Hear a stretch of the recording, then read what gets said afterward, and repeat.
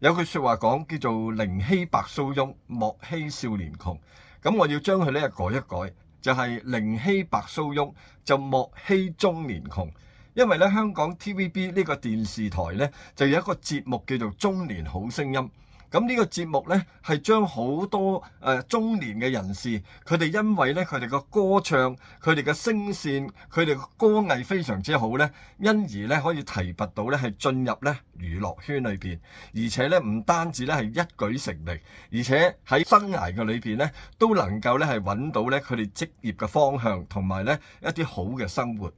嗱，各位家長，我見到咧喺好多嘅中年好聲音得獎嘅參賽者，佢哋咧都係同一樣嘢咧，係講出呢一件好重要嘅事，就係話佢哋其實喺半生人嘅裏邊咧，都係生活咧係好潦倒、顛沛流離，事業咧係一無所有嘅。咁佢哋咧喺灰心失意嘅時候，佢哋咧都講出同一樣嘢，就係話屋企人咧嘅支持咧係好重要。咁屋企人俾佢哋有啲咩嘅支持？原來唔係金錢喎，係咧一啲嘅物質嘅供應喎。原來咧就係喺佢哋失望嘅時候，喺佢哋灰心嘅時候咧，往往屋企人咧就喺側邊咧係鼓勵佢，為佢加油，講一啲嘅説話咧，係叫佢咧唔好放棄，叫佢繼續嘅努力。嗱，家長，原來呢啲嘅説話，直到咧仔女咧佢哋長大成人，雖然佢哋咧係冇乜成就，但係去到中年嘅時候，就係佢哋記得咧身邊有人鼓勵過佢，以至到佢咧